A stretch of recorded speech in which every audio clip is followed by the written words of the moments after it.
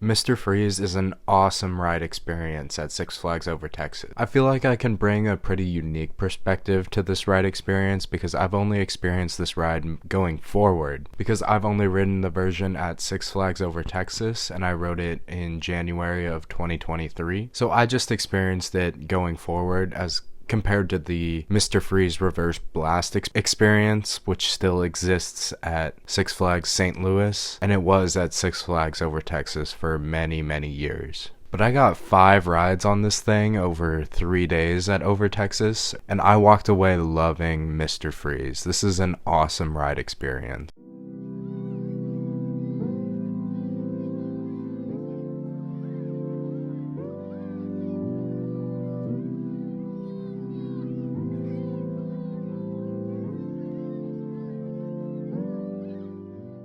It's a shuttle coaster, so it has a really short layout, but man, this thing packs it in. There's so much to unpack here. Like, the station and the queue area is actually pretty well themed for Six Flags. Six Flags is famous for being really good at theming rides to, like, neglect or deteriorating warehouses or something like that. They do a great job at making their rides look like trash. And that's kind of half of what makes this theming work, because it definitely looks run down and neglected. But it was actually kind of cool in there, which was nice. I mean, I did go to Texas in January, so it wasn't oppressively hot outside like how it is in July. What I love about this station is that even though it's a shuttle coaster, you can always have a train loading because of the transfer tracks. The funny thing was that Six Flags actually using both sides of the station when I was at Over Texas, but over 3 days I only went on the right side. I believe I got 2 or 3 rides in the front row and I got a couple in the back, so I feel like I have a great feeling for this ride experience. So let's dig into these elements. Starting off with the launch. I wasn't that impressed with the launch. One thing you should know about me is that I have a terrible memory, but I'm like obsessed with little details of roller coasters. So every time I visit a park, I always write ridiculously detailed notes.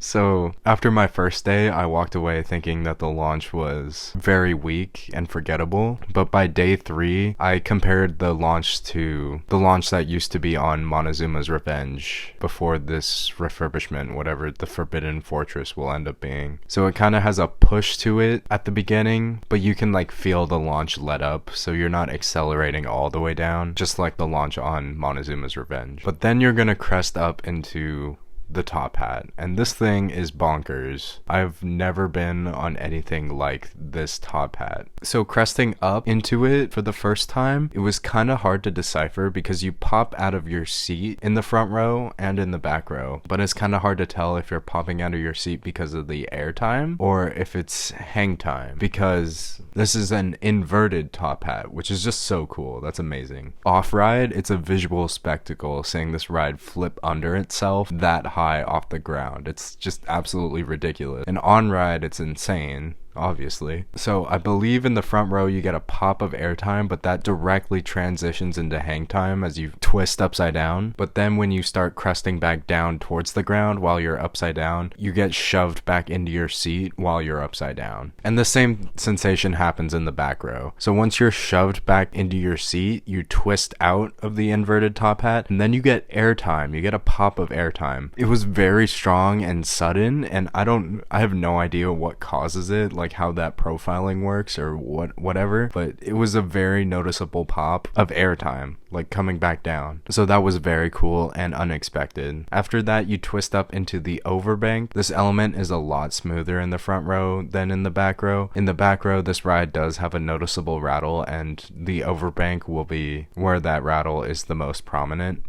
because it is a moment of very strong positive G's, which is very cool for this layout. And then after that, you're gonna crest up into that super tall spike. You get up there, man. And in the front row, it's actually kind of a scary visual because you get super high up and you just see the sky and what's left of the track, so that's kind of freaky. You get some floater airtime as the train kind of stalls out, but then the boosters push you up, so it like artificially extends that weightlessness feeling. So it was very bizarre and super unique, but it was so much fun at the same time. So that was great. Before I went on this ride, I kind of expected the boosters to like shove you back down into the layout so that they like pushed you up and then pushed you back back down. But from my experience, it only felt like they pushed you up. It did not feel like they threw you back down towards the ground. It kind of just felt like gravity took over, at least from my experience. In the back row, you obviously don't get as high on the spike, so it'll definitely be better in the front row. Once you start racing back down towards the ground, in the front row, I have vivid memories of having my hands up, but during the pullout, they were like shoved down because the force was just so intense. So be aware of that. I think I might have even hit my hands on the coaster train, so just be aware of those strong positive G's that just come out of nowhere. So that's really cool. But then you twist back up into the overbank. It's basically the same deal. It'll be a lot smoother in the front row. And then when you hit the top hat going backwards, you have the same pop of airtime cresting into it and the same pop of airtime cresting out of it in both the front and the back. As for the top of the inversion itself, it's much more hang time focused this time, so you don't get shoved back into your seat during the second half of the element. You're gonna float through the whole thing pretty much, so that's really cool. Also, the way that the structure is, the supports kind of create a triangle, and when you're at the very top you can like look through the triangle, so that's super cool. It's a very impressive structure. It's visually appealing, and it's definitely an icon for Six Flags Over Texas. It's just so cool to look at, and this ride experience is absolutely fantastic. I love Mr. Freeze. One thing I do have to talk about is that these Premier Rides trains, these old school Premier Rides trains, are kind of wonky because you have the lap bar, and then the seatbelt connects from the side of the train to the side of the lap bar, so it's very untraditional. It's kind of similar to the vertical velocity trains at Six Flags Discovery Kingdom, where it attaches to the side of the restraint instead of in the middle,